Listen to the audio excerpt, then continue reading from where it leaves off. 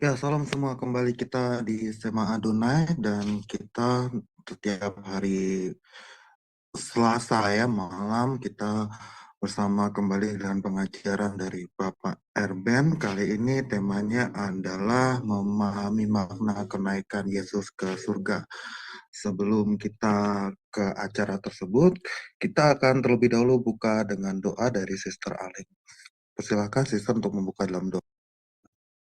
Baik, terima kasih Bro Agus. Baik Bapak Ibu sekalian, mari kita berdoa terlebih dahulu sebelum kelas dimulai. Bapa kami yang di surga, terima kasih dan puji syukur karena malam ini kami boleh kembali belajar di dalam kelas Sema Adonai bersama-sama tentang kebenaran firman-Mu. Terima kasih juga untuk kesehatan yang telah Bapak berikan bagi kami pada hari ini dan juga cukupkan memberkati kehidupan kami hari ini. Ya Bapak, biarlah kiranya selalu juga ada penyertaan dan pimpinan-Mu dalam kelas pembelajaran kami pada malam ini sehingga semua bisa berjalan dengan lancar, baik Bro Agus sebagai moderator dan operator kami yang bekerja di belakang layar dapat memimpin dan melakukan tugas mereka dengan baik dari kelas pembelajaran awal kelas ini hingga akhir. Dan juga berkati bagi Pak Erben yang akan menyampaikan kebenaran firman-Mu ya Bapak. Urapi Pak Erben sehingga Pak Erben bisa menyampaikan kebenaran firman-Mu dengan baik dan benar dan sesuai dengan kehendak hati-Mu ya Tuhan. Dan mampukanlah kami yang menerima firman yang ditaburkan dalam hati kami sehingga firman itu bisa menjadi rema di dalam diri kami. Dan berikanlah kami hikmat pengertian daripada-Mu ya Tuhan sehingga kami mampu mengerti dan menangkap apa yang menjadi kehendak hati-Mu melalui kebenaran firman-Mu di dalam hati kami. Dan mampukan kami untuk bisa menjadi pelaku firman, mengajarkannya dan memberitakannya kepada sesama kami, sehingga kami boleh menjadi berkat bagi sesama kami. Terima kasih Tuhan, kami serahkan waktu kelas ini dari awal hingga akhir di dalam tangan-Mu dan dalam kuasa-Mu. Doa ini kami panjatkan dengan perantara Tuhan Yesus Kristus, Juru Selamat kami yang hidup. Haleluya. Amin. Amin, amin. Terima kasih Sister Aling. Kita sapa terlebih dahulu Pak Erben. Pak Erben, apa kabar? Oh, kabar baik. Salam, salam. Suaranya udah bagus saya Oke. ini. Oh, good Pak. Sudah siap untuk materinya Pak Erben? Oke, udah. Silakan Pak Erben. Oke ya, saya bahas sedikit ini. Bentar ya.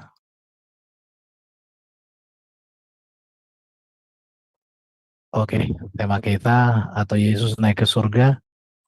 Ini satu tema yang penting ya teman-teman ya, supaya ini sangat mendasar.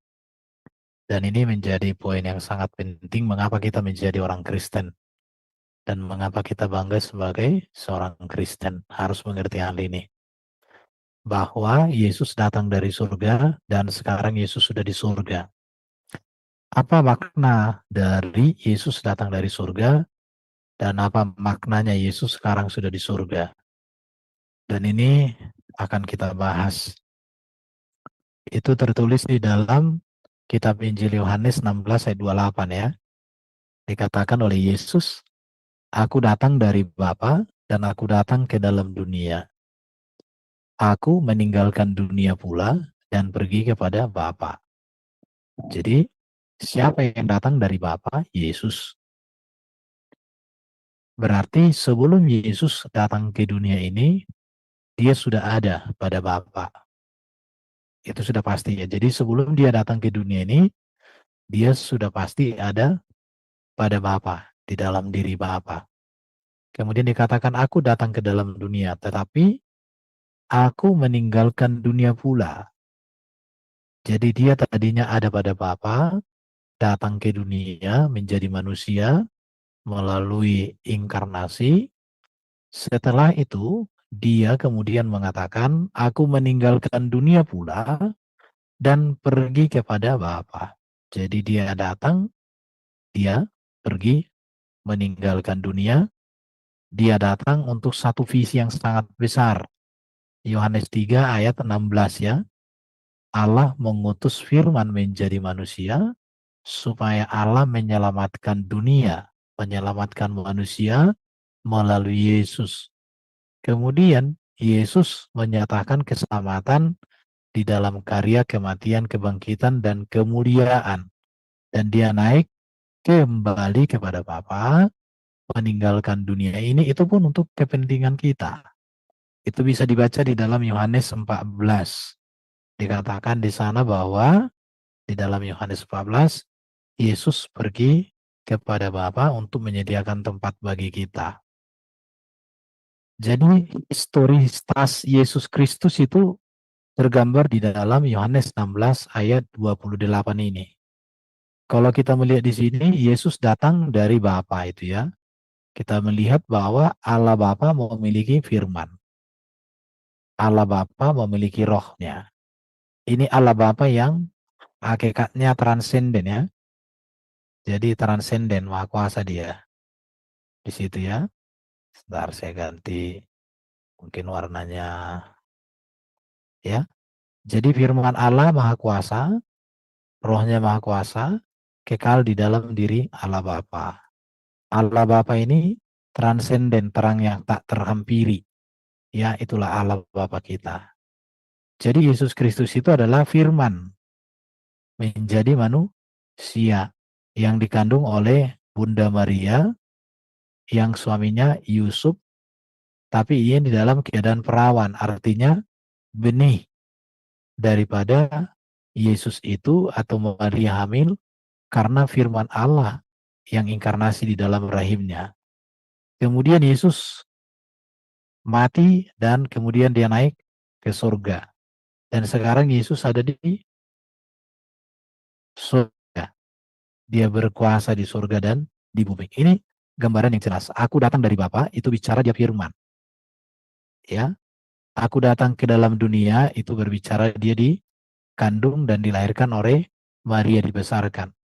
Aku meninggalkan dunia, ini berbicara Yesus mulia naik ke surga dan pergi kepada Bapa. Ini berbicara Yesus sudah di surga.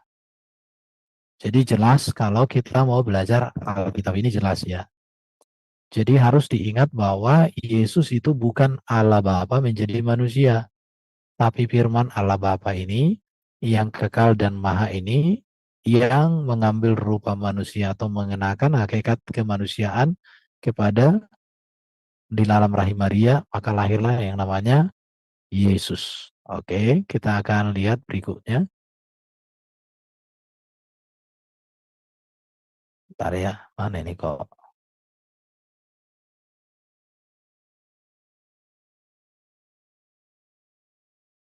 Oke, bentar, kok macet? Bentar ya.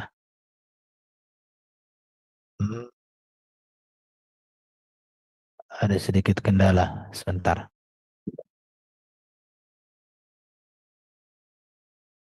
Aduh, sebentar ya. Oh, kok macet ini?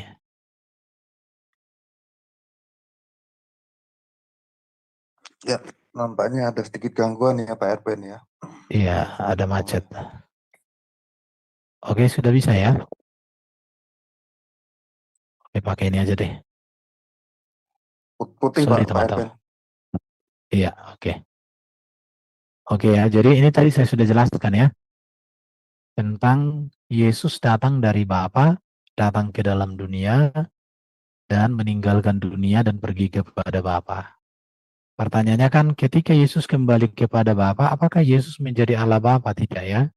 Tapi dia tetap sebagai Yesus Kristus yang mulia dengan natur kemanusiaan yang tubuh kemanusiaan. Karena Yesus nanti masih datang kembali.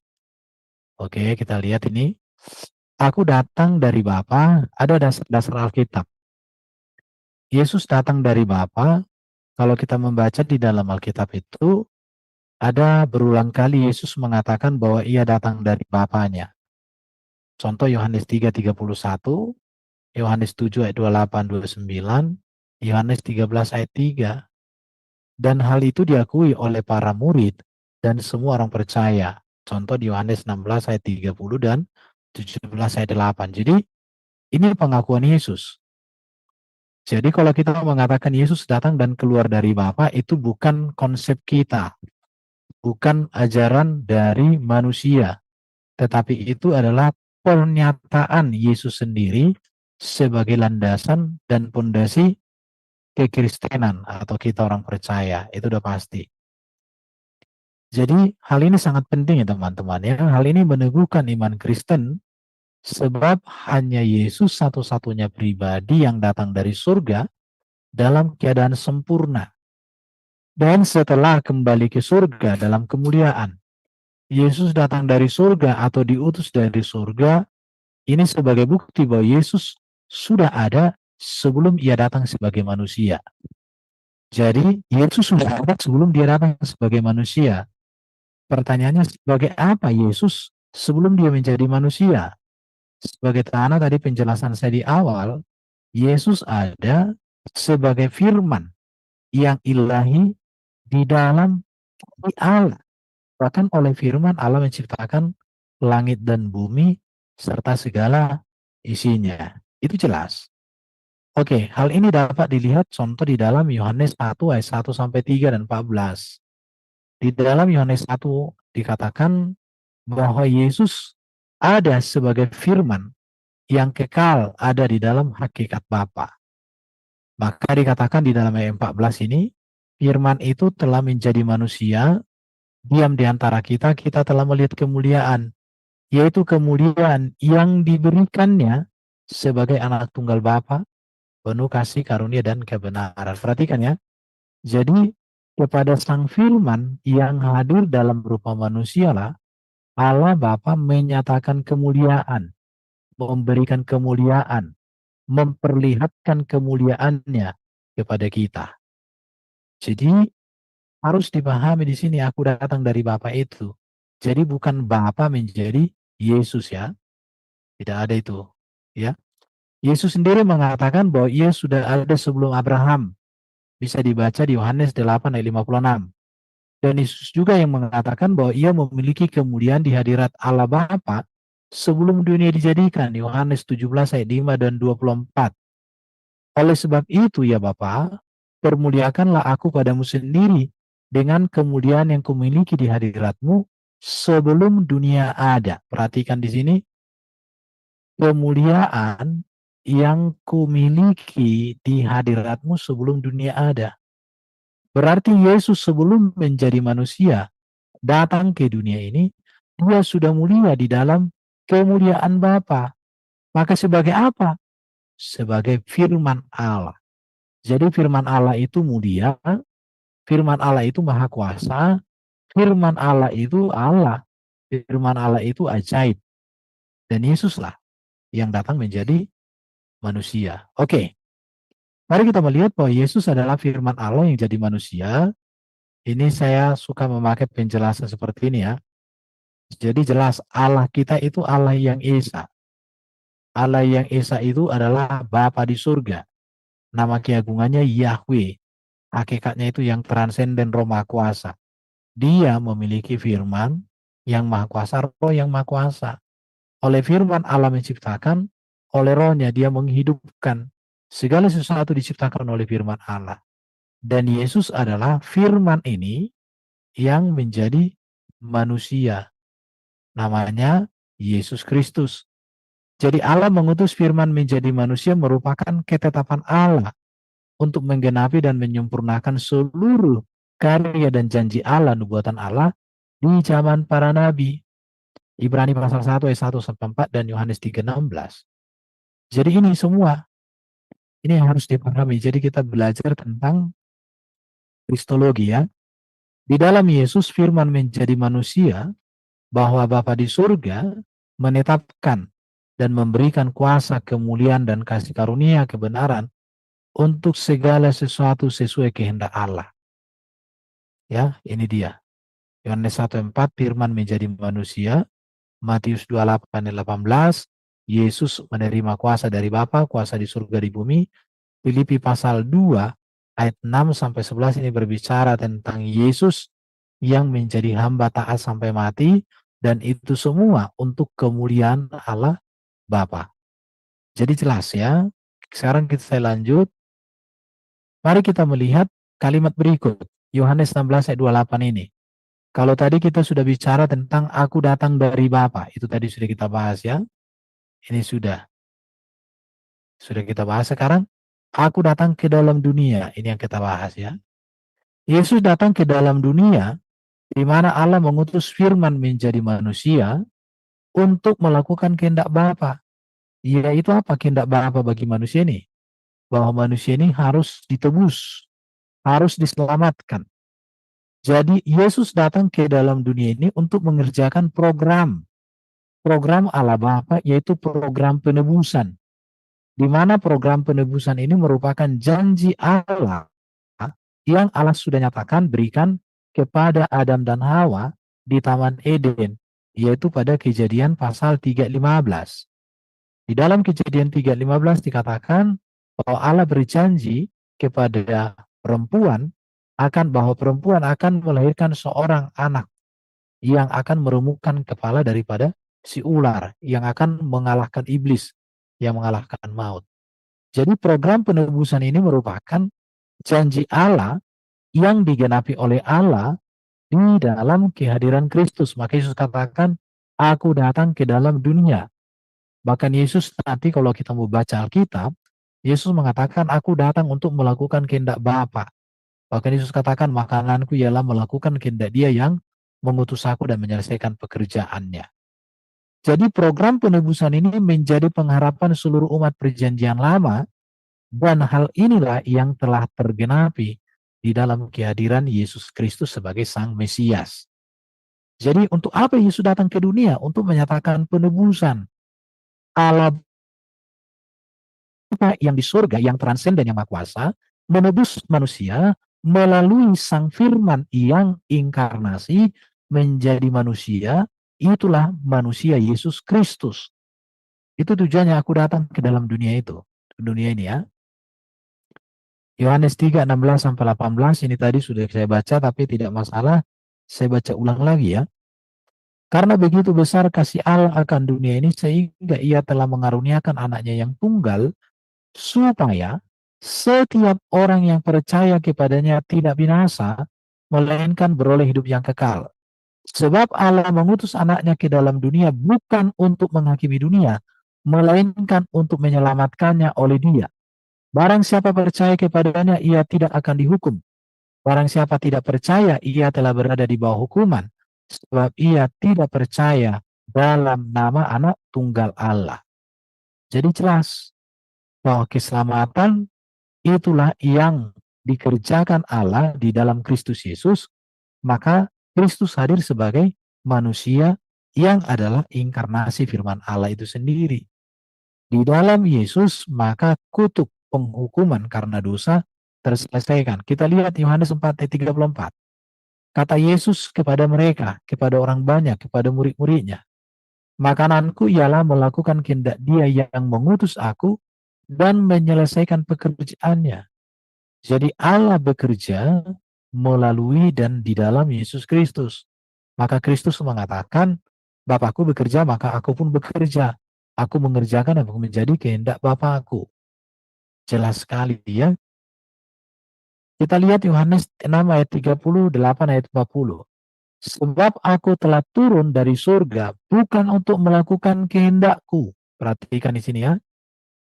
Aku turun dari surga bukan untuk melakukan kehendakku, tetapi untuk melakukan kehendak Dia, yaitu Bapakku yang telah mengutus aku. Dan inilah kehendak Dia yang telah mengutus aku, apa itu? Supaya dari semua yang telah diberikannya kepadaku, jangan ada yang hilang, tetapi supaya kubangkitkan pada akhir zaman. Perhatikan. Jadi karya penebusan Kristus itu adalah menebus manusia dari kutuk dosa, memerdekakan manusia dari maut, memerdekakan manusia dari cengkeraman iblis. Bahkan Yesus juga datang ke dalam dunia ini untuk memastikan memberikan kebangkitan pada manusia pada akhir zaman. Dan ini janjinya. Tetapi supaya kubangkitkan pada akhir zaman. Artinya Yesuslah yang membangkitkan manusia di akhir zaman. Dan itu semua atas otoritas kehendak Sang Bapa di surga. Dikatakan di situ ya, sangat jelas di sini. Dan inilah kehendak Dia yang telah mengutus aku, yaitu supaya dari semua yang telah diberikannya kepadaku jangan ada yang hilang. Jadi melalui Kristus Allah Bapa menyelamatkan setiap manusia yang mau datang kepadanya. Maka dikatakan, tetapi supaya kubangkitkan pada akhir zaman. Sebab inilah kehendak Bapa-Ku, yaitu supaya setiap orang yang melihat Anak dan percaya kepadanya beroleh hidup kekal, dan supaya Aku membangkitkannya pada akhir zaman. Jelas sekali di sini katakan Yesus bahwa Dialah yang membangkitkan di akhir zaman. Dia datang ke dalam dunia ini untuk menyatakan keselamatan, penebusan, kemerdekaan dari dosa, cengkeraman maut dari iblis kepada manusia. Oke, jadi Yesus adalah firman Allah yang menjadi manusia. Ini ya, saya ulangi lagi. Jadi saat Allah mengutus firman jadi manusia, Allah tidak kehilangan firman atau kekurangan firman. Ini harus diingat. Ketika Allah mengutus firman menjadi manusia, bukan berarti firman Allah menjadi hilang, berubah menjadi Yesus, bukan. Saat firman menjadi manusia, tetap firman Allah di dalam diri Allah, dan Yesus tetaplah Dia adalah firman dalam rupa manusia. Jadi firman kekal ada di dalam diri Allah yang Maha Kuasa, sebab firman adalah sehakikat dengan Allah itu sendiri. Maka dikatakan Yesus, Yohanes 17:8-14. Sebab segala firman yang kau sampaikan kepadaku telah kusampaikan kepada mereka, dan mereka telah menerimanya. Mereka tahu benar-benar bahwa aku datang daripadamu, dan mereka percaya bahwa engkaulah yang telah mengutus aku. Di sini dikatakan bahwa aku datang daripadamu. Yesus datang dari surga. Yesus datang dari Bapa. Yesus datang dan keluar dari Bapa karena Dia adalah firman. Dan percaya bahwa engkaulah yang mengutus aku. Jadi Bapa mengutus firman menjadi manusia untuk menyatakan keselamatan, untuk menyatakan penebusan, untuk menyatakan kemerdekaan bagi manusia. Oke, jadi firman diutus menjadi manusia untuk menyampaikan firman, betul. Jadi Yesus itu adalah firman menjadi manusia untuk mengajarkan firman, untuk meneladangkan firman. Bahkan Yesus menjadi teladan yang sempurna di dalam ketaatan terhadap kehendak Bapa. Bahkan Yesus menggenapi dan menyempurnakan seluruh firman yang telah diberikan Allah kepada para nabi. Jadi Yesus ini datang ke dunia sebagai kesempurnaan dan kegenapan dari semua nubuatan para nabi. Ya, dan itu berbicara tentang siapakah Kristus yang datang dari surga ini ya. Jadi Yesus datang menggenapi dan menyempurnakan seluruh firman yang telah diberikan Allah kepada para nabi. Jadi harus dicatat dengan baik-baik bahwa Yesuslah satu-satunya pribadi yang telah melakukannya. Tidak ada yang lain. Bisa dibaca nanti Matius 5 ayat 17, 1 Tesalonika 5 24, Kisah Rasul 3 18 dan 13 27, 29 34. Jangan kamu menyangka bahwa aku datang untuk meniadakan hukum Taurat dan kitab para nabi. Aku datang bukan untuk meniadakannya, melainkan untuk menggenapi. Apa itu yang mau digenapi? Seluruh janji Allah, seluruh rancangan Allah bagi keselamatan tergenapi. Oke, Yesus menerima firman dan melakukan firman Allah. Sebab Allah mengutus firman menjadi manusia untuk melakukan kehendak Sang Bapa itu ya. Aku datang untuk melakukan seluruh kehendak Bapa-Ku. Ini kita bisa melihat di sini ya. Yohanes 4 ayat 34 dikatakan Yesus tadi saya baca. Yohanes 6 ayat 38, aku telah turun dari surga untuk melakukan kehendak Dia yang mengutus aku. Yohanes 10:37, aku melakukan pekerjaan-pekerjaan Bapa-Ku, dikatakan ya. Kemudian Yohanes 14:31, aku melakukan segala sesuatu seperti yang diperintahkan Bapa kepada aku. Jelas. Jadi Yesus datang dari surga, Yesus datang ke dalam dunia visi misinya jelas, tugas dan tujuannya jelas, yaitu apa? Penebusan, keselamatan, dan membawa manusia masuk ke dalam kerajaan surga. Itu jelas sekali. Kita masuk ke dalam kalimat berikut. Aku meninggalkan dunia pula. Sesuai tema kita, Yesus naik ke surga. Jadi dia datang dari Bapa, firman menjadi manusia, datang ke dunia untuk mengerjakan program penebusan, keselamatan, kemerdekaan bagi manusia, kemerdekaan dari cengkeraman dosa, maut, dan iblis.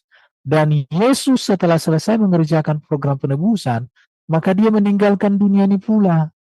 Untuk apa dia meninggalkannya?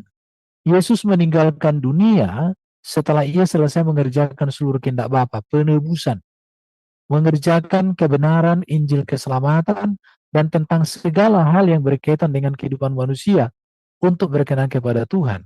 Dan bahkan Yesus memberikan teladan etika dan moral, memberikan ajaran etika dan moral. Etika dan moral yang diajarkan Yesus itu adalah etika dan moral standar kerajaan surga. Artinya etika dan moral yang sangat kudus, yang sangat mulia, sangat agung, itulah yang dinyatakan, diteladankan, diajarkan oleh Yesus. Jadi Yesus mengatakan, aku meninggalkan dunia pula. Artinya pekerjaan Yesus tentang penebusan dan keselamatan sudah diserjakan. Dan itulah yang terjadi saat Yesus mengatakan, sudah selesai saat dia disalibkan. Oke ya. Mari kita melihat Yohanes 12 ayat 27-28. Sekarang jiwaku terharu. Dan apakah yang akan kukatakan? Bapa, selamatkanlah aku dari saat ini. Tidak. Sebab untuk itulah aku datang ke dalam saat ini. Bapa, muliakanlah namamu. Jelas ya? Jadi aku meninggalkan dunia pula. Itu berbicara bahwa Kristus Yesus sudah menuntaskan karya penebusan keselamatan, kemerdekaan bagi manusia di dalam dan melalui kematian, kebangkitan, dan kemuliaannya. Kita baca Yohanes 12, 31, 32, dan 46 dikatakan. Sekarang berlangsung penghakiman atas dunia ini. Sekarang juga penguasa dunia ini akan dilemparkan keluar. Dan aku, apabila aku ditinggikan dari bumi, aku akan menarik semua orang datang kepada aku. Luar biasa ya. Jadi aku meninggalkan dunia pula, artinya karya penebusan, karya keselamatan telah dikerjakan Yesus. Yohanes 17 ayat 3-4. Inilah hidup yang kekal itu. Ini ayat yang sering dikutip para polemikus. Bahwa mereka mengenal engkau satu-satunya Allah yang benar dan mengenal Yesus Kristus yang telah engkau utus. Aku telah mempermuliakan engkau di bumi dengan jalan menyelesaikan pekerjaan yang kau berikan kepadaku untuk melakukannya. Di sini benar-benar kedatangan Yesus itu untuk menyatakan, memperkenalkan siapa Bapa di surga melalui karya dan seluruh ajarannya.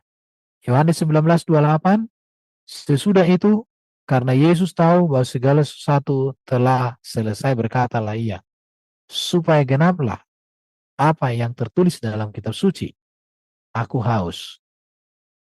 Sesudah Yesus meminum anggur asam itu, berkatalah ia, sudah selesai. Lalu ia menundukkan kepalanya dan menyerahkan nyawanya. Jadi jelas bahwa Yesus datang ke dalam dunia ini untuk memberikan manusia keselamatan.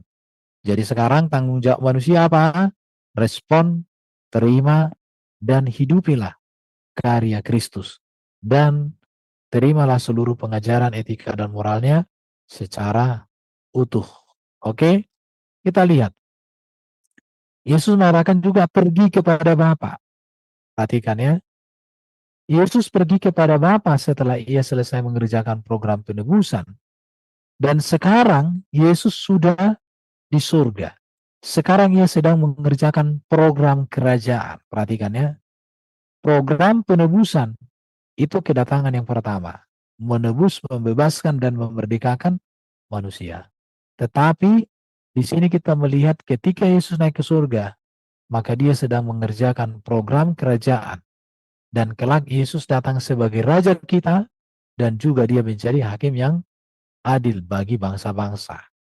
Itulah esensi atau makna dari Yesus naik pergi kepada Bapa ke surga. Jadi Yesus pergi kepada Bapa untuk menyediakan tempat bagi manusia di dalam kerajaan surga. Atau Yesus sedang mengerjakan program kerajaan. Jadi kita harus membangun kerajaan surga, bukan membangun kerajaan sendiri. Apalagi kerajaan nafsu dunia ini. Yohanes 14 ayat 1 sampai 3 jelas ya. Janganlah gelisah hatimu, percayalah kepada Allah, percaya juga lagi padaku. Di rumah Bapakku banyak tempat tinggal. Jika tidak demikian, tentu aku mengatakannya kepadamu. Sebab aku pergi ke situ untuk menyediakan tempat bagimu. Dan apabila aku telah pergi ke situ dan telah menyediakan tempat bagimu, aku akan datang kembali dan membawa kamu ke tempatku, supaya di tempat di mana aku berada, kamu pun berada. Jadi Yesus sudah di surga, menyediakan tempat bagi kita. Ikutlah Yesus yang menyediakan tempat bagi kita. Jangan ikut yang masih di alam entah merantah. Di situ sudah pastikanlah bahwa kita pengikut Kristus dan kelak kita akan memerintah bersama dengan Kristus dan para orang-orang saleh di dalam kerajaan surga itu. Oke, berbicara tentang Yesus naik ke surga, ini berbicara tentang fakta iman dan fakta sejarah. Ya, kalau kita berbicara tentang fakta iman, kenaikan Yesus ke surga merupakan sebuah kebenaran hakiki di dalam ajaran iman Kristen yang peristiwanya dapat diketahui di dalam fakta sejarah dan fakta iman Kristen. Kenaikan Yesus ke surga merupakan ajaran yang menjadi dasar dan fondasi gereja sejak semula. Maka Paulus katakan, jika Kristus tidak bangkit, jika Kristus tidak mulia, jika Kristus tidak berangkat ke surga, maka sia-sialah pemberitaan mereka. Sia-sialah kita menjadi orang Kristen jika tidak ada faedahnya. Oke? Oleh iman kepada Yesus yang telah naik ke surga, orang percaya juga mengalami pembaruan hidup, yaitu hidup yang penuh pengharapan, penuh damai, dan penuh sukacita. Jadi oleh iman kepada Yesus yang telah naik ke surga, maka banyak hamba-hamba Tuhan atau banyak orang mengalami pembaruan hidup yang penuh pengharapan, damai, dan sukacita. Jadi orang percaya kepada kenaikan Kristus, kepada Kristus yang telah naik ke surga, atau orang percaya kepada kenaikan Yesus, mampu hidup berguna bagi sesama karena Kristus, itu pasti. Jadi orang yang sudah menerima karya kebangkitan kemuliaan Kristus pasti membawa dampak luar biasa. Kita bicara fakta sejarah.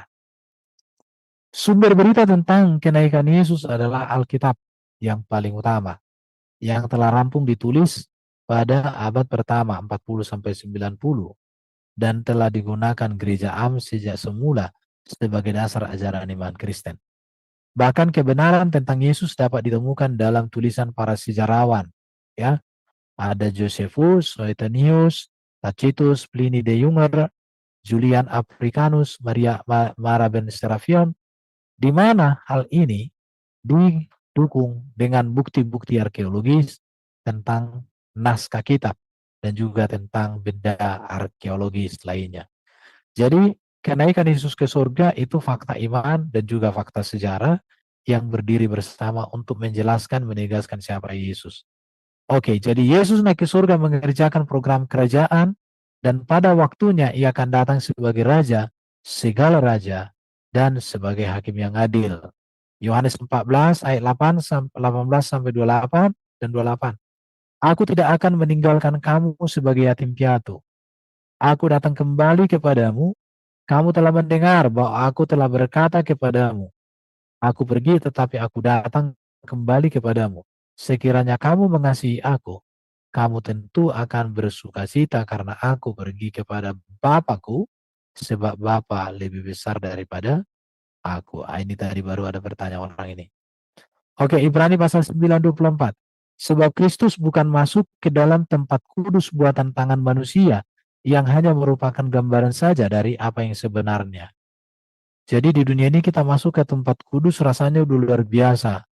Apalagi kalau tempat kudus yang ibaratnya gereja-gereja besar. Waduh, rasanya beda, itu ya.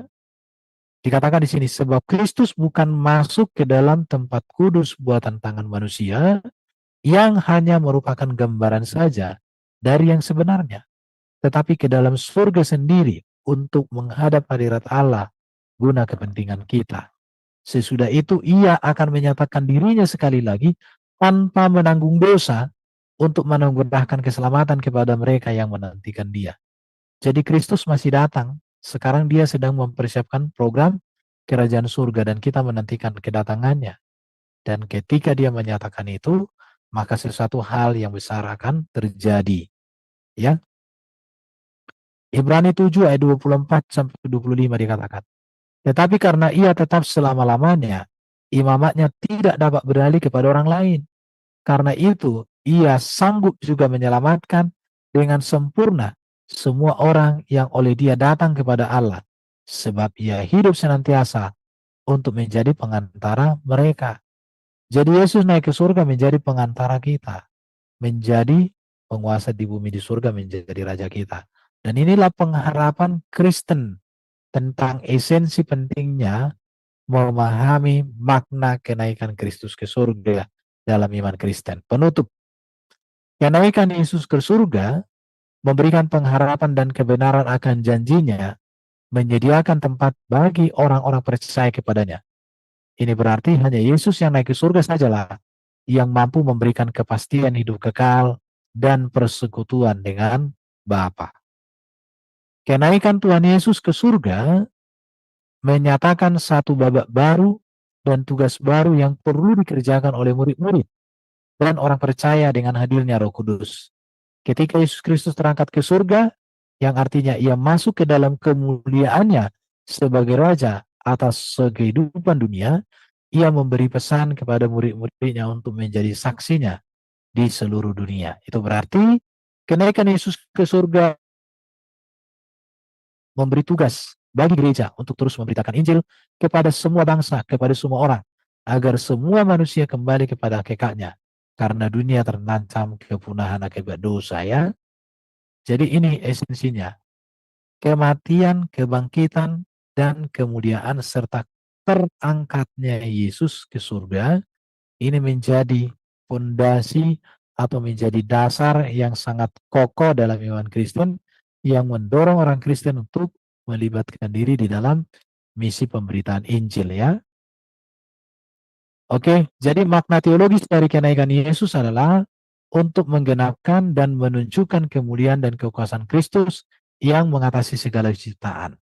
Kenaikan Tuhan Yesus ke surga memberikan pengharapan dan kebenaran akan janjinya, menyediakan tempat bagi orang yang percaya kepadanya. Demikian host yang bisa saya jelaskan. Kita bersyukur bahwa kita mengikuti Yesus yang sudah datang dari surga, datang ke dalam dunia, kembali ke surga untuk mengerjakan program kerajaan. Dan kelak dia akan datang dengan menjadi raja yang membangkitkan kita dari kematian dengan tubuh kemuliaan untuk masuk ke dalam kerajaan surga bersama dengan Kristus. Oke, persilahkan kepada moderator Terima kalau kasih ada Pak mau Erben. bertanya. Amin. Ya, amin ya, cukup memberkati kita semua ya tadi pemaparan. Teman-teman kalau ada yang mau bertanya silahkan resen terlebih dahulu. Iya, ini ada pertanyaan ya Pak Erben. Yesus kita, ya memang kita harus percaya Yesus berada di surga, tapi kan juga ada penampakan dia kepada Rasul Paulus gitu ya Pak, dan juga mungkin Rasul Yohanes juga dapat penampakan. Bagaimana kita menjawab itu ketika ada yang orang bertanya sebenarnya Yesus waktu itu apakah dia masih berada di surga ataukah turun ke bumi waktu itu Pak, jika kejadiannya seperti itu? Oke, jadi tubuh kebangkitan, tubuh kemuliaan Yesus itu berbeda dengan sebelum dia mati dan bangkit. Tubuh kebangkitan atau tubuh kemuliaan Yesus itu tidak dibatasi dimensi ruang dan waktu. Contoh, Yesus ketika setelah bangkit, dia bangkit dari kubur dalam keadaan tertutup.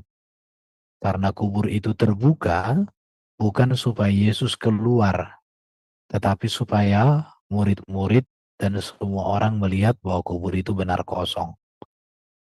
Jadi bukan supaya Yesus keluar dari kubur. Kemudian ketika para murid-murid berkumpul di dalam satu rumah, saat berkumpul di satu ruangan, tertutup bagus, rapi semua, tidak ada celah, Yesus muncul di tengah-tengah mereka. Baru Yesus juga naik ke langit, ya naik ke surga, itu dalam tubuh kemuliaan. Bagaimana dia melewati atmosfer udara ini. Jadi kita harus mengingat bahwa tubuh kemuliaan Yesus dengan tubuh manusia Yesus sebelum kebangkitan ada perbedaan dimensinya. Jadi kenapa Yesus juga bisa menampakkan diri? Karena Yesus mengatakan dalam Matius 28, kepada aku telah diberikan segala kuasa di surga dan di bumi. Itu buktinya keberkuasaan Yesus untuk bisa menjumpai, berbicara dan memperlihatkan diri kepada hamba-hambanya atau orang-orang pilihannya. Tetapi pengalaman-pengalaman orang yang berjumpa dengan Yesus tidak bisa menjadi acuan doktrin, tetapi itu pengalaman rohani yang harus membangun dan memberkati dia dan orang-orang lain. Begitu bro. Ya, terima kasih Pak Ada Erben. satu ayat Mudah-mudahan lagi, kalau ada ada satu pertanyaan, ayat lagi Yesus katakan, di mana 2-3 silakan. orang berkumpul dalam namaku, aku ada bersama mereka. Itu oke. Oke, terima kasih Pak Erben. Ya, mudah-mudahan teman-teman kalau ada pertanyaan seperti itu ditanya Tuhan Yesus ada di mana, kemudian ada penampakan-penampakan bisa jawab ya Pak Erben ya dengan ayatnya tadi. Iya bisa. Oh, Bu Eni mungkin ada pertanyaan di live chat Bu Eni. Kan dikatakan bro, Yesus berkuasa di bumi di surga. Oke. Itu ada sisa aling dulu, ditangani dulu bro. Ada 2. Ya, silakan Sister Aling. Sister Ya, Aling dulu ya, baik, nanti terima Bang kasih. Nafa. Ya, terima kasih Bro Agus. Shalom, malam Pak Erben. Pak, yang saya mau tanyakan, apakah tubuh kemuliaan yang dimiliki Yesus ketika dia bangkit sama dengan tubuh kemuliaan kita yang setelah kita juga akan dibangkitkan, Pak? Iya, terima kasih Pak Erben. Itu nanti bisa dibaca di 1 Korintus 15. Jadi tubuh kemuliaan Yesus itu menjadi prototipe dari tubuh kemuliaan kita. Di situ cuman penjabarannya seperti apa ya belum dijabarkan di 1 Korintus 15. Ya pasti tubuh kemuliaan itu tidak takluk lagi kepada maut. Tidak akan mati, tidak akan binasa. Tetapi dalam kemuliaan yang luar biasa. Sejauh itu ya. Iya, Pak. Jadi tidak fana lagi tubuh itu, tapi sudah abadi. Sudah abadi. Itu bisa dibaca nanti 1 Korintus 15 itu 15, ya. kebangkitan tubuh kita kan. Dengan kebangkitan Iya, kita Pak. itu ada. Di sini ada dikatakan tubuh rohani, ya. Kebangkitan Kristus itu menjadi role model. Jadi kita dipersatukan kepada Kristus itu. Seperti itu. Oh iya. Baik, terima kasih Pak Erben untuk penjelasannya. Tuhan berkati. Iya. Ya, silakan. Ini Sister Aling udah puas ya dengan jawabannya. Bang Nafa Pak, silakan Bang Nafa Pak.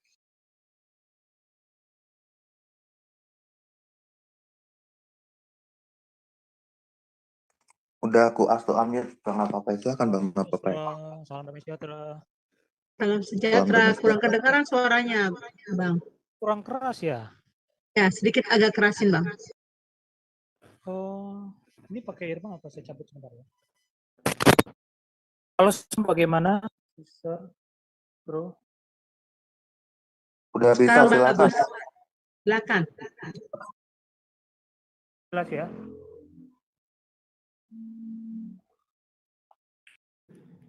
Halo. Iya, silakan. Ya, Bang Nafa Pak, silakan. Go ahead. Oke. Selamat malam Pak Erben. Iya, selamat malam, Bro. Ya, saya masuk juga karena teman saya katanya penasaran, suara saya katanya sama Pak Erben. Baru beda ya teman-teman. Iya, beda. apa tadi sudah ditanya atau belum? Minta maaf ya Pak kalau seandainya, karena saya baru datang, baru buka. Menurut Pak Erben, perjumpaan anak-anak Tuhan kan sekarang banyak ya Pak, kesaksian. Melihat Yesus, entah mimpi, entah visual langsung, didatangi terus mereka bertobat, pindah keyakinan. Itu masih valid atau halusinasi atau bagaimana menurut Pak Erben? Barusan saya jawab tadi Pak itu. Kan Yesus berkuasa di bumi di surga. Baru Yesus juga katakan di mana 2-3 orang berkumpul, aku menyertai mereka. Yesus masih bisa berjumpa dengan Paulus. Yesus masih bisa menampakkan diri kepada Thomas di Pulau Patmos. Jadi kalau ada pengalaman orang seperti itu, yaitu justru menegaskan apa yang dialami oleh para rasul terdahulu. Dan itu tidak menyalahi apa yang tertulis dalam Alkitab. Namun harus ada tanda peringatan ya. Jangan gampang asal-asal mengatakan sesuatu hanya untuk demi kelihatan hebat atau apa. Tapi kalau memang ada pengalaman seperti itu, hal itu kan sudah dialami juga oleh para murid-murid ya. Itu ya Seperti Pak. itu Pak. Tanda yang paling nyata apa Pak? Kalau tandanya itu berarti benar, oh ini salah gitu. Ya orang itu akan mengalami perubahan dan pasti sesuai dengan firman akan membawa kepada kekudusan dan kebenaran. Itu udah pasti akan membuat orang semakin bertumbuh. Bukan orang makin sombong, menjadi merasa lebih hebat, nggak boleh. Karena orang semakin dekat dengan Kristus, maka dia semakin menyerupai Kristus. Walaupun ada yang bilang dan ada tertulis juga kan Yesus datangnya nanti kedua kalinya di awan-awan Pak. Tapi ini kan mengunjungi person to person itu beda pengertian ya Pak. Oke. Sekarang kedatangan yang kedua itu untuk apa? Dengan yang menyatakan diri itu untuk apa? Kan begitu tugasnya toh. Jadi kedatangan untuk menjadi membangkitkan orang mati, dengan kedatangan untuk menyatakan eksistensi dirinya yang mengasihi, itu kan dua konteks yang berbeda. Nah di situ Pak, kedatangan yang kedua untuk membangkitkan itu memang itu nanti begitu. Jadi harus dilihat konteksnya. Contoh, Yesus datang di akhir zaman di atas awan-awan. Tetapi ketika Paulus dipanggil di awan-awan juga dia. Tapi kenapa belum akhir zaman? Karena visi penampakan atau visi kedatangan itu berbeda. Visi kedatangan yang menampakkan diri kepada hamba-hambanya untuk memperlengkapi, untuk meneguhkan dan menguatkan. Bukan kedatangan dengan visi untuk kebangkitan dan penghakiman. Nah begitu Pak. Jadi sebetulnya kalau tahu pemahamannya itu yang agak berbeda itu nggak harus ribut juga ya Pak, karena ada beberapa teman saya Kristober jadi berseberangan dulu akrab gara-gara bilang oh nanti kedatangan yang ketiga katanya, bukan yang kedua. Ini pengertiannya begini, ayatnya begini. Sebenarnya nggak penting juga ya Pak mau datang beberapa kali lagi ya Pak. Iya, kedatangan yang kedua itu kan berbicara tentang apa? Kebangkitan ya, membangkitkan orang-orang mati dan mengubahkan orang-orang benar. Itu kedatangan kedua. Kalau yang kedatangan seperti berjumpa dengan Paulus itu kan berbicara Yesus menyatakan panggilannya, menyatakan karyanya untuk menguatkan, meneguhkan para hamba-hambanya. Kan Yesus juga ngomong, di mana 2-3 orang berkumpul, aku ada di tengah-tengah mereka. Jadi di situ berbicara karyanya, bukan berbicara karya kedatangan untuk kebangkitan, bukan. Iya, baik. Terima kasih Pak jawabannya. Oke, sama-sama. Ya, terima kasih Bang Napa atas partisipasinya. Bu Eni ada pertanyaan di live chat, Bu Eni mungkin? Nggak ada sih ya. Banyak yang sepakat dengan pengajaran Pak Erben. Dan banyak hanya kata salam. Selamat mengajar buat Pak Erben. Itu aja, nggak ada pertanyaan. Ya, oke, nggak ada ya di live chat. Ini satu pertanyaan lagi Pak Erben ya tentang itu tadi ya penampakan Tuhan Yesus. Tapi bagaimana dengan orang-orang yang convert ya Pak, jadi Kristen gitu kan karena dari agama yang lama gitu kan. Tapi dia justru apa ya teologinya itu teologi yang salah gitu loh Pak. Ya misalkan oneness atau apa gitu loh Pak. Ya ketika jadi Kristen gitu loh Pak. Itu bagaimana Pak Erben? Makanya disinilah butuh bimbingan, dan orang-orang petobak baru itu kan, jadi gini, petobak baru itu harus dimuridkan, bukan dikasih panggung untuk mengajar. Masalahnya kan banyak orang petobak baru langsung dikasih panggung untuk mengajar, dikasih panggung kesaksian, apalagi dengan embel-embel dapat berkata, itu repot. Orang petobak baru dimasukkan dulu kelas pemuridan, maka Yesus katakan, ajarlah mereka, muridkan mereka di situ. Dan karena itu maka para petobak baru juga harus kita sampaikan. Jangan sampai kamu keluar dari mulut harimau masuk ke mulut buaya, sama wae. Bahkan saya pernah katakan kepada orang mantan seberang, apa gunanya kamu menjadi Kristen jika ajaranmu bukan ajaran Kristen, tapi ajaran menyimpang. Tapi orangnya marah-marah sama saya, yang gak apa-apa. Karena nanti kamu tidak akan ditanya Yesus, kenapa kamu tersesat? Kamu bukan mengikut aku, tapi kamu mengikuti versi yang lain. Jadi intinya di sini kita harus menampung para petobat-petobat baru dan harus dimuridkan. Jangan dulu langsung dikasih panggung mengajar. Lulus dulu pemuridan, lulus dulu pengajaran, baru masuk panggung. Begitu Pak. Terima kasih. Mungkin di poin ini Ibu Eni mau nambahkan Bu Eni? Mungkin di poin ini. Nggak ada yang saya tambahin, jelas banget apa yang dijelasin Pak Erben ya. Ya Itulah kita iman senang ya. Kristen. Kita senang ada petobak-petobak baru, kita senang, dan harapan kita kan semua orang boleh percaya pada Yesus. Tetapi mereka yang baru datang itu ya jangan dulu langsung udah mau mengajar dan lain sebagainya, belajar. Nah, Banyak itu juga dia, lihat itu Pak Erben, ya. banyak kali itu Pak Erben. Iya, Berkeliaran itu. iya, dan ini juga ya. Jadi ada beberapa sih murtadin yang saya lihat pintar, contoh kayak si Agatha, Ibu Lina Wijaya, Christian Prince, itu kan mantan-mantan seberang. Tapi Iya. mereka belajar. Ketika mereka belajar, diajar dengan bagus, mereka tangguh kok menjelaskan. Enak malah. Kayak Agatha itu dulu masuk Zoom diam-diam, dicatati, ditanya, dicatati. Sekarang udah ngajar tiap hari bisa ribuan orang mendengarkan. Tapi kalau Nah, yang lain para petubat-petubat baru nggak mau belajar, udah gitu belajar di tangan yang salah, maka kamu bukan keluar dari mulut harimau masuk ke surga, keluar dari mulut harimau masuk ke buaya yang buas. Sama wae. dengan ajaran-ajaran melenceng mereka ya. Wah, iya, itu melenceng, jadi nggak bagus ya. Makanya ada ruang-ruang seperti ini kan untuk para petubat-petubat baru untuk belajar, untuk diskusi. Seperti itu sih kalau saya memahaminya dan Ya, terima. mengarahkan.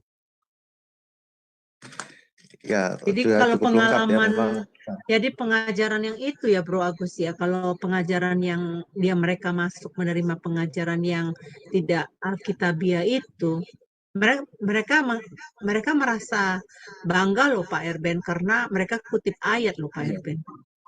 Kutip Ya, ayat loh. Iya itu. apa bedanya dengan iblis? Iblis juga berapologet mengutip ayat. Iya, Ya, tapi yang paling penting itu kan mengutip ayat dengan tepat. Mengutip ayat sesuai dengan ayat itu, teks dan konteks. Makanya ya belajar. Jangan sampai udah pengajar, tapi sekolahnya pun belum lulus. Ketika diajar belajar, malah merasa diri sudah lebih dari Pintar. pengajar. Nah, itu masalahnya. Jadi menjadi petobat baru itu dan seorang yang mau belajar itu harus punya sikap untuk rendah hati. Ya kita-kita pun di dalam dunia apologet ini kan saling belajar. Kita belajar dari si A, belajar dari si B, belajar dari si C. Kemudian apa yang kita pelajari itu kita bikin menjadi materi dan kemudian kita ajarkan. Nah, di situ seperti itu kan. Hmm. Ya, jadi memang tugasnya Pak Erben ini berat juga ya, Pak Erben. Selain berapologet untuk menyampaikannya kepada tetangga sebelah yang belum percaya Kristus, tapi juga orang-orang memperkenalkan Kristus yang benar kepada orang Kristen itu juga sulit juga ya, Pak Erben ya. Kadang Oh kita harus iya, berhadapan dengan sesama orang yang sama-sama percaya Kristen gitu loh. Tapi Kristen yang mana dulu gitu ya, Pak Erben ya. Apakah teologinya benar atau tidak gitu ya, Pak Erben. Perlu diuji juga iya ya, Pak Erben. itu harus ya.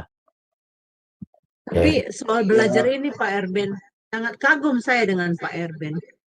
Ibaratnya dalam arti kata potensi, kapasitas Pak Erben sudah cukup bagus menurut saya. Tapi waktu saya menghubungi Pak Erben masih berkata, tunggu dulu Bu ya, saya lagi susun skripsi. Tunggu dulu Bu ya, saya lagi ngurusin tensi saya gitu. Nah, ketahuan kalau Pak Erben ini masih terus mendalami pelajaran-pelajarannya, masih sekolah gitu loh. Dan saya teringat juga teman saya yang sudah punya gelar tuh banyak ya Pak Erben ya, udah sampai doktor malah ya. Tapi masih sekolah loh Pak Erben. Jadi dia bilang sekolah itu nggak pernah selesai, nggak pernah tamat ya. Kita terus menggali terus gitu. Nah makanya saya pikir kok bagaimana dengan orang-orang yang sudah kayak mengajarnya kayak seperti dia punya power, tetapi ya apa yang diajarkannya itu tidak sesuai dengan uh, makna yang sebenarnya dari hermeneutika, dari arti yang sebenarnya dari ayat itu Pak Erben. ya itu dia makanya banyak orang sekarang kan pengajar karbitan. Makanya ada namanya manusia itu pengkhotbah itu dikategorikan 5. Ada Hmm. namanya pengkhotbah kejadian. Nggak tahu belajar di mana tiba-tiba udah pengajar, udah pengkhotbah. Tiba-tiba aja Hmm. namanya kejadian kan. Ada Iya, benar. namanya pengkhotbah pengajar imamat. Hmm. Melakukan apa yang disuruh-suruh. Pokoknya kalau disuruh dikerjakan. Maksimal nggak maksimal, parah begitu ya. Ada ulangan. Dimanapun dia mengajar, selalu itu ajarannya. Ketinggalan zaman terus. Mau Diulang-ulang terus khotbah, itu. diulang-ulang terus itu saja. Terus Itu. menarik nih, ada 3 kejadian, Nah ya. bilangan, ulangan. Terus apa lagi Pak Erben? Kalau kalau bilangan dia mengajar sesuai dengan duit. Jadi dihitung dulu duitnya berapa kali berapa rupiah itu bilangan. Jadi Nah, mengajar dan berkhotbah karena duit. Jadi bukan karena menyampaikan isi hati Tuhan. Yang bagus itu adalah pengajar dan pengkhotbah keluaran. Keluaran gerejanya jelas, keluaran STT-nya jelas, keluaran Allahnya jelas, keluaran Roh Kudusnya jelas. Jadi jelas keluarannya, makanya para pengajar itu harus punya organisasi yang jelas, punya pendidikan yang jelas, punya sekolah juga harus jelas. Ya toh, jangan belajar nggak juga aku jelas. arti 5 Taurat itu dari Pak Erben. Nah, Dari begitulah dia kejadian. kira-kira. Mantap kali itu. Dari mana dapatnya itu? Itu Bang Iya, Nama P ketawa dia di chatting tuh. Piro katanya, wane dibayar berapa katanya. ya itu bilangan itu. Iya, Jadi jangan mau jadi mengajar, penginjil apa ini jadi bilangan ya. Ini ada iya. pertanyaan nih Bro Agus tuh. Bagaimana jika orang percaya ketika meninggal tubuhnya dibakar bukan dikubur? Bagaimana keadaan para saat kebangkitan dan menerima tubuh kemuliaan? Nah, itu pertanyaannya direct sama saya ya. Silakan seorang ibu yang nanya nih iPhone COB. Oke. Catatan sejarah gereja membuktikan ada banyak orang-orang kudus gereja yang mati teraniaya. Ada yang disuruh menjadi makanan binatang buas, ada yang dibakar, ada yang macam-macam itu. Jadi bagi orang Kristen, kematian, cara mati bukan menentukan posisi surganya, bukan. Tetapi bagaimana hidupnya, imannya, itu yang menjadi penentuan. Memang kalau orang mati dibakar, ya kalau saya secara hati nurani jangan dikuburkan aja. Tetapi kalau mau dibakar juga karena situasi, toh juga nanti sakramennya dari tanah kembali jadi tanah. Cuma yang dibakar itu lebih cepat jadi tanah, toh yang dikubur itu lambat laun jadi tanah juga semua. Itu aja. Tapi kalau saya merasa nggak usah dibakar. Kalau masih ada lahan untuk kuburan. Kecuali kalau nggak ada lagi, bagaimana lagi kita kan? Jadi yang dibangkitkan itu nanti kan tubuhnya. Jadi semua kan udah jadi tanah. Jadi kebangkitan itu artinya diberikan roh itu dipersatukan kembali dengan tubuh, tetapi dengan tubuh yang sudah diubahkan dalam kemuliaan. Prosesnya bagaimana? Saya juga nggak bisa menjelaskan detail ya. Tapi yang saya pelajari dalam catatan gereja, ada juga orang Kristen yang dijadikan untuk berkelahi dengan hewan itu jadi gladiator. Mati ya dimakan. Terus nanti gimana kebangkitannya? Kan dimakan habis itu. Ya sama aja kayak gitulah posisinya. Jadi yang harus dipastikan adalah dia percaya sungguh kepada Yesus Kristus sebagai Tuhan dan Juru Selamatnya secara pribadi. Itu esensinya. Bisa Bu? Kira-kira? Iya, gimana tuh Ibu iPhone COB? Mungkin kalau Kalau kurang jelas bisa open dia mic lagi ya Bu. kerja, dia lagi kerja, dia lagi kerja. Dia nyimak dan lagi kerja nggak bisa ngomong. Ya, silakan ini apa kata Pak BN nih? Dimengerti itu katanya. Dia jawab dimengerti. Thank you katanya Pak Erben. Dia direct Iya. message. Ya. Ya tapi kalau kondisinya memang harus dibakar ya apa boleh buat ya. Mungkin lebih praktis juga, nggak keluar biaya, nggak butuh tanah makam, tinggal ditaruh di depan rumah atau apapun ya terserah lah. Tapi esensinya bagaimana dia hidup, cara hidupnya. Toh kalau udah mati pun dia nggak terasa lagi itu dibakar. Rohnya juga nggak ada di situ, jadi rohnya nggak terbakar. Betul, betul. Walaupun saya tetap masih menganjurkan dikuburkan dengan baik-baik secara dengan budaya dan gereja masing-masing. Nah, di situ. Tergantung sih pada Pak Erben. Kadang-kadang seperti di Jepang itu katanya, wah itu harga tanah itu mahal sekali Pak Erben. Jadi malah tidak dianjurkan untuk dikubur Pak Erben, dibakar. Ya makanya Jadi kan kubilangkan itu kan situasional. iya, tergantung negaranya ya. Cara penguburan itu kan situasional. Ada orang pakai kain kafan, ada orang pakai peti, ada orang nggak usah pakai apa-apa. Ya terserah lah. Itu kan situasional. Tapi yang dipastikan itu bahwa saat dia hidup, dia sungguh-sungguh percaya pada Yesus. Itu esensinya. Itu Karena itu bukan itu dibakar juga katanya itu di teks Pak, katanya Bang Navape dia kubur papa waktu papa angkatnya meninggal, kalau dikubur 37 juta, kalau dibakar 25 juta, 20 juta. Jadi pilihnya yang dibakar aja murah meriah 20 juta. Begitu ya BN? ya. Praktis atau gimana? Tapi saya juga nggak keberatan Pak. Saya apapun nanti kalau saya sudah mati Pak, orang mau apain saya saya mau dikubur kek, mau dibakar kek gitu, saya nggak peduli itu Pak Herben. Bagaimana tuh Pak Herben Iya, sikap ya saya? nggak apa-apa. Urusan kita kan bukan mau diapakan kita kalau mati. Urusan Betul, kita adalah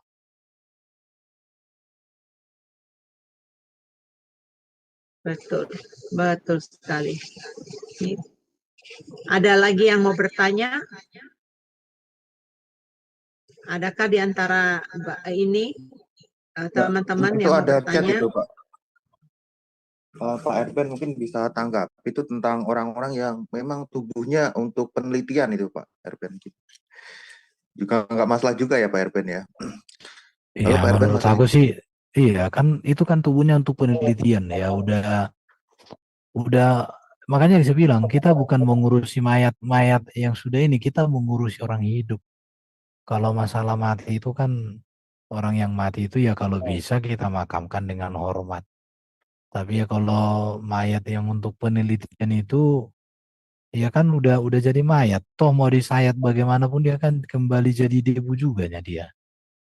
Intinya kan manusia dari tanah kembali jadi tanah, dari Tuhan kembali ke Tuhan, itu doang. Yang satu caranya ya melalui disayat dulu, dilihat-lihat dulu, diteliti dulu. Yang satu langsung dibakar, yang satu langsung dikubur. Ya itu beda lamanya, jadi lama dia menjadi tanah. Itu aja sih. Bagaimana lagi Ya, nanti dengan mayat yang dikremasi itu, yang apa, yang diawetkan itu, gak busuk-busuk dia seumur hidup. balsam ya. Iya, iya, di balsam. Ya, menurut saya itu juga kan hanya karena pakai alatnya itu tak juga udah kayak tanah itu. Bukan lagi ada kehidupan di situ, udah tanah itu. Cuma tanah yang Ya, tertunda menjadi tanah gara-gara ada zat kimia yang dibuat. Itu aja itu. ya. Iya, Pak Erben, karena mungkin tidak ada lagi pertanyaan, bisa dikasih konklusi dan doanya, silahkan Pak Erben. Oke, Ini ada kesimpulannya. pertanyaan ini di chatting. Tunggu sebentar ya. Saya bacakan ya. Pak Geubel atau Ibu Geubel ya bertanya, Pak Erben, apakah perbedaan antara doa kepada Bapa dalam nama Tuhan Yesus Kristus dengan doa kepada Tuhan Yesus dalam nama Tuhan Yesus Kristus ada di dalam Yohanes 14 ayat 13, Yohanes 14 ayat 14. Ya, dipersilakan Pak. Ya, berdoa kepada Bapa di dalam nama Yesus kan sesuai juga ajaran Yesus. Tapi kalau berdoa kepada Yesus saja, boleh juga. Tapi bukan di dalam nama Yesus. Mintalah kepada aku dalam nama aku gitu ya. Coba aku baca dulu. Yohanes 14 ayat 13, Yohanes 14 ayat 14. Yohanes 14 ayat 13 dan 14. Yohanes 14. Kita baca dulu ya. Yohanes 14 ayat 13. Dan 14. apapun juga yang kamu minta dalam namaku kan, aku Mhm. akan melakukannya supaya Bapa dipermuliakan dalam anak. Jika kamu minta sesuatu kepadaku dalam namaku, aku akan melakukannya. Jadi kepada aku dalam namaku, kepada Bapa dalam nama Yesus. Ini sama aja, kan meminta kepada Bapa. Bapa kan sudah memberikan kuasa kepada Kristus. Kuasa untuk menjawab doa, kuasa untuk menghidupkan. Jadi kalau minta kepada Bapa dalam nama Yesus, juga bisa minta kepada Yesus untuk kemuliaan Bapa juga bisa. Kan ketika kita meminta kepada Yesus juga untuk kemuliaan Bapa. Ketika kita minta kepada Bapa dalam nama Yesus juga sama. Intinya doa itu dijawab ketika kita berdoa di dalam nama Yesus, kepada Yesus dan kepada Bapa di surga. Itu aja. Ini ada pertanyaan lagi di Zoom, di teks. Pak Erben, masa boleh bawa abu tulang-tulang orang yang dikremasi ke rumah? Nanti jadi jimat dong katanya. Ada orang tertentu disimpan di rumahnya, masih dikasih dua-dua itu. Ya kan, kasih dua-dua. Kalau saya nggak usah dikuburkan. Ya karena mahal ya udah bikinlah di rumahmu itu ada tempat kubur. Seperti bayi itu loh, pusar-pusar bayi itu dibikin. Apa boleh buat ya? Kalau situasi tergantung. Jadi masalah penguburan itu kan nanti sudah masalah budaya ya. Budaya itu berbicara kesepakatan. Kesepakatan keluarga. Kesepakatan keluarga itu berkaitan dengan duit. Ya kalau duit keluarga nggak cukup ya udah. Apa boleh buat daripada kau ngutang, besok jadi susah makan. Masa karena menguburkan orang mati kita jadi yang hidup jadi susah. Ya nggak apa-apa, tapi cari solusi juga. Jangan juga gara-gara makanan orang mati jadi tidak dilakukan yang selayaknya. Jadi ada keseimbangan lah ya, ketimbangan matang. Itu aja Ini Bu. Pak, itu Pak Geubel minta terima kasih dari itu. Minta terima kasih, katanya terima kasih jawabannya Pak, gitu. Iya. Nah, saya teringat Pak Erben, sebentar nih saya mau tanya Pak.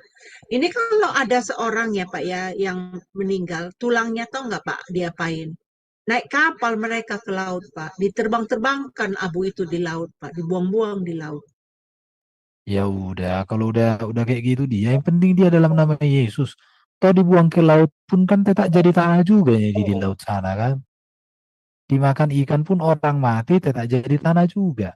Mati di Hmm, pesawat, kalau dia pergi ke alien itu nggak tahu aku. Kalau dia di mana-mana. Tapi kalau selama dia masih ke bumi ini ya kembali jadi tanah juga. Cuma mhm. prosesnya ada yang cepat, yang kremasi cepat. Dalam waktu hitungan menit udah jadi debu tanah dia. Kalau yang dikubur ya tunggu beberapa hari. Kalau yang diembalmi mungkin tunggu beberapa hari, berapa ratus tahun. Mhm. Itu aja sih. Ya, Oke, ya balik jadi ke kita Bro. nggak perlu khawatir ya Pak. Iya, Pak Erben jangan yang mau dikubur. iya, Nanti tetap jangan bisa ngumpul lah ibaratnya gitu kan. Tetap bisa iya, dibangkitkan lah. Karena Tuhan itu maha kuasa gitu ya Pak Erben ya. jangan terfokus dengan tata cara penguburan ya, tapi terfokuslah kepada bagaimana hidup kita ini selama hidup benar dan berkenan di hadapan Tuhan. Itu esensinya. Ya, jadi Yesus Oke, Kristus sudah datang dari surga, dia sudah di surga, dia mengerjakan semua itu demi kita diselamatkan. Jadi ikutlah yang sudah di surga, jangan ikut yang di alam kubur. Ikutlah yang sudah bangkit dari kematian, jangan ikut yang masih tak bangkit-bangkit. Ikutlah yang membangkitkan orang mati di akhir zaman, jangan ikut yang nggak ngapa-ngapain di akhir zaman. Anda sudah mengerti maksud saya. Kita tutup dalam doa, oke? Oke. silakan Pak Erben. Oke. Terima kasih untuk kebenaran firman Tuhan yang boleh kami pelajari bersama-sama. Berkati kami semua, supaya semakin hari kami boleh bertumbuh di dalam mengenal, berbakti, dan mengabdi pada Tuhan. Berkati pendengar dimanapun berada, tetap setia dalam menantikan hari kedatangan Tuhan. Tetap setia dalam melayani, tetap setia dalam karya. Kami bersyukur Bapa menyediakan anugerah keselamatan, penebusan, bahkan program kerajaan surga untuk kami nikmati di dalam kemuliaan-Mu. Terima kasih Bapa, kepadamu kami berdoa di dalam nama Yesus Kristus, Putra-Mu yang tunggal. Amin. Oke, sampai Amin. jumpa minggu Amin. depan. Betul, kita minta maaf sama Sampai jumpa. Bapak ini, Pak Galung Patar. Pertanyaannya telat, Pak. Pak Erben sudah tutup dalam doa. Aku nggak tahu Pak Erben mau jawab apa enggak ya. Oke. Apa rupanya Bu Mungkin pertanyaannya? next time Iya, dia tanyanya atau gini, Pak gimana Pak Erben, Erben? mohon penjelasannya. Wahyu 7, ada suku Israel yang tidak dimeteraikan. Terima kasih. Oh, suku apa itu? Suku Dan ya, kalau nggak salah. Wahyu 7. Iya, ada satu suku yang tidak masuk, tapi suku itu sudah digantikan oleh bangsa-bangsa lain. Kalau kita Wahyu nanti itu Pak Bom Bom biasanya. Oke, iya. Oke, silakan Bro Agus. Ya, jangan lupa ya teman-teman, kita juga ada renungan pagi setiap hari Senin sampai dengan Sabtu ya. Besok itu kita pembicaranya adalah Pendeta Deddy Kurniawan. Jadi jangan lupa ya bangun pagi untuk mendengar renungan pagi bersama dengan Sema Adonai. Tuhan memberkati.